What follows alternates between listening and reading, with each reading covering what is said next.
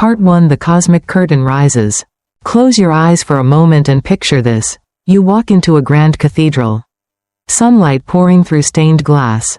But instead of saints and angels, the glass glows with the images of the Zodiac, Leo roaring in gold, Aquarius pouring water across blue panes, Virgo holding a sheaf of wheat.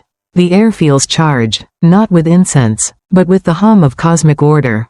Imagine living in a world where this wasn't fantasy, where astrology wasn't tucked away in the back pages of a magazine but carved into the very pillars of society. That's the question we're sitting with today. What if astrology had never been suppressed? Never changed by politics or religion? Would our lives, your life, look completely different? For you, Leo, the thought hits especially hard. You've always been told you're meant to stand in the light. But what if history had insisted on it? What if your birthday wasn't just a personal milestone but a sacred festival marked across nations? This isn't just stargazing for fun. It's a way of asking how belief systems build worlds, and how different ours might be if the stars had stayed in power. Part 2. When the stars ruled the earth. Now let's step back in time. Long before cathedrals, when the night sky itself was humanity's first temple. In Babylon, kings would not make a single decision without consulting the stars. An eclipse could halt a war. A comet could crown a ruler. Egypt built monuments that aligned with Sirius, marking the flooding of the Nile, life and survival itself tied to a star. And in Greece, philosophers wove astrology into the very fabric of their science, believing the cosmos and the soul were mirrors of each other. This wasn't superstition to them. It was survival, identity, and destiny all rolled into one. Every birth was a cosmic event. Every life a thread in a celestial design. And for a Leo, lions weren't just animals, they were symbols of kingship. Divine authority, the blazing sun itself. Imagine walking through an ancient city and knowing that your sign marked you as someone touched by greatness. Someone the community looked to for courage and direction. When the stars ruled the earth, no one asked if astrology was real. They asked only what the sky was saying today. And that truth shaped empires. Part 3. The Great Divorce, Religion versus Astrology. But as history marched on, something shifted. The stars, once honored as guides, began to be seen as rivals. When Christianity rose to power in the Roman Empire, leaders understood something important. Astrology gave ordinary people direct access to meaning, to fate, even to power. And that was dangerous for institutions that wanted to control the narrative. Emperor Constantine, for example, banned astrologers from public life. Church councils declared the practice heretical, whispering that to read the sky was to challenge God's authority. Yet here's the twist: while the church worked hard to silence the astrologers, it never fully let go of the heavens. Easter is still tied to the moon. Festivals still followed seasonal alignments. They couldn't erase the cosmos, only push it into the shadows. For you, Leo, this divorce between religion and astrology raises a haunting question. What if your very birthday, August sun blazing, had been marked not just with cake but with ritual? A holy recognition of solar power? Imagine a world where your light was celebrated as a sacred offering, not just a personal trait. And so began the great separation. The stars dimmed, but never truly went dark. Part 4. The Courts of Power, Astrology in Politics and Royalty. Even though religion tried to push astrology underground, it never disappeared. In fact, it found a new home behind palace walls. Kings and queens might have preached faith to the masses, but in private, many of them still consulted the stars. Elizabeth I had John Dee, her trusted astrologer and advisor. Catherine de' Medici in France planned royal marriages and even wars by the alignment of the heavens. The stars had lost the cathedral, but they still had the court. Now imagine, Leo, if this had continued openly instead of secretly. What if astrology wasn't a quiet whisper in royal chambers but the official language of government? Laws drafted not just in parliaments but in observatories. Constitutions written with planetary alignments in mind. Wars declared only under certain Mars aspects. Treaties signed on Venus days. The entire rhythm of nations could have been a celestial dance. And here's where it gets personal. In such a world, being born a Leo might not just mean confidence or creativity, it could mean eligibility. a sun-born leader, a rightful candidate for authority simply by virtue of the stars. The courts knew it, they just didn't want the people to know it too. Part 5: The Age of Reason and Rejection. Science pushes back. But history, like the stars, moves in cycles. After centuries of quiet influence, astrology faced a new challenge: the rise of science. The Enlightenment dawned, and suddenly human reason was crowned king. Galileo mapped the heavens with telescopes.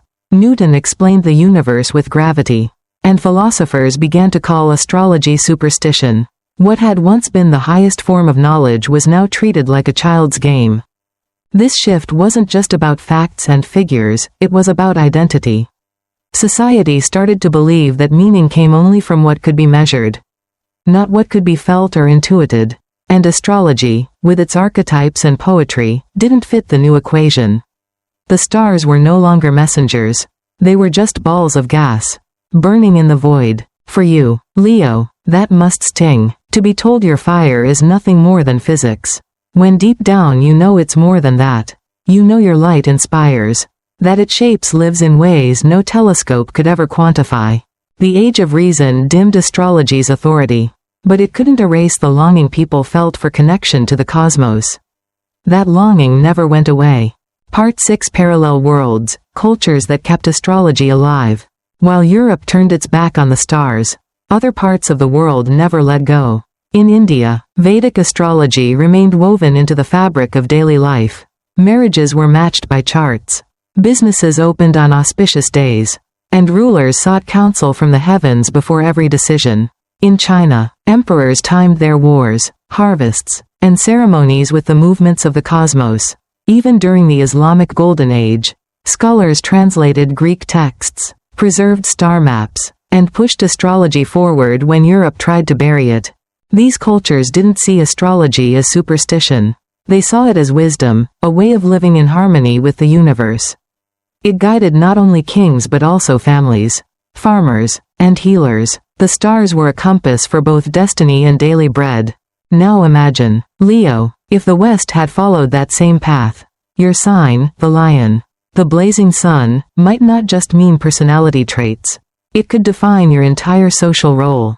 In a world that honored astrology openly, being a Leo might mean being trained from birth as a leader, a performer, a torchbearer for your community.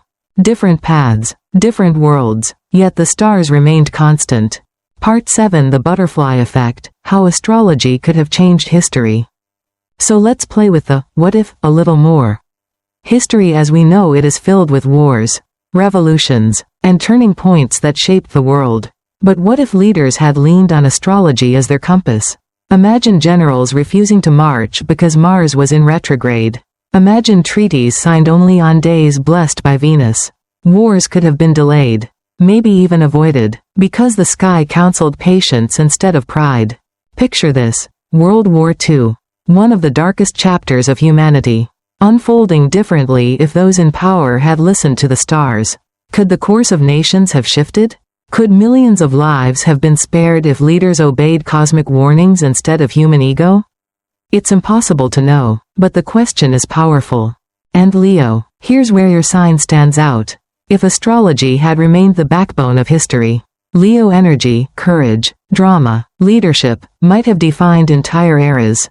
Hollywood might not just be entertainment, it could have been sacred ritual. Storytelling as ceremony, with Leos leading the way. The butterfly effect reminds us, small choices, guided by stars or ignored, ripple through centuries, and we're still feeling those ripples today. Part 8: Astrology in Everyday Life, the People's World. Of course, it's not just kings and generals who would have lived differently under the stars. Imagine ordinary life shaped entirely by astrology. Schools could have taught children not just math and reading, but also the language of the Zodiac, helping each child understand their gifts through the constellations. Doctors might have prescribed treatments not only with herbs but also with planetary rituals, aligning healing with the rhythms of the cosmos. Even money itself might have carried zodiac symbols, marking abundance with Taurus or balance with Libra. Now picture your own life in that world.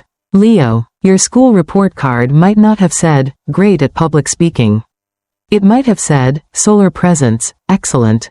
Natural leadership, developing. Instead of being told to tone down your fire, society would have trained you to channel it, to guide others, to shine without apology. Astrology in everyday life would have meant living in rhythm with the universe, where each choice, from marriage to planting crops, was seen as part of a cosmic story. For the people, it would have been more than superstition. It would have been daily life, written in the stars. Part 9: The Return of the Stars, Modern Revival and 2025 Context. And here's the fascinating part, even after centuries of being pushed aside, astrology has never truly vanished. It lingered in whispers, in almanacs, in secret circles. Then, in the 20th century, it began its quiet comeback through horoscopes in newspapers. And later, with the rise of the internet, it exploded into the mainstream again. What once was outlawed in courts and condemned in pulpits is now trending on apps, podcasts, and even therapy sessions. Why now? Because people are hungry. Science gave us technology, but it couldn't answer every question of the heart. And in 2025, the so-called year of triumph, astrology feels less like a fringe hobby and more like a return of something ancient and necessary. People are rediscovering what their ancestors once knew, that the stars offer not just predictions, but perspective. For you, Leo, this revival is personal. You're not just reading memes about being bold and dramatic. You're stepping into a legacy that tried to get buried, but refused to die. The world is ready to see the light again, and you, with your solar fire, are proof that the stars never truly left us. Part 10: Would we still be here? Conclusion and reflection. So after all this imagining, the temples of Babylon, the courts of kings, the shadows of suppression, the rebirth of the stars, we circle back to the question, would we still be here if astrology had never been pushed aside? The honest answer is yes. We would still exist, but perhaps we would live differently. Our sense of time, identity, even destiny might be written in cosmic language instead of political histories. But maybe that's the deeper truth. No matter how often history tries to silence the stars, they always return. Cycles end, and then they begin again. Astrology was never really gone, it was only waiting for us to listen. And in this moment, in the year of triumph 2025, that listening feels louder, stronger, more urgent than ever. For you, Leo, this story isn't abstract, it's personal. You are living proof of resilience, of light that refuses to dim, of fire that survives through ages. The world may not have built temples for every Leo birthday, but the universe still designed you as a reminder of the sun's power. And maybe that's the final lesson: the stars never left us. They live in you.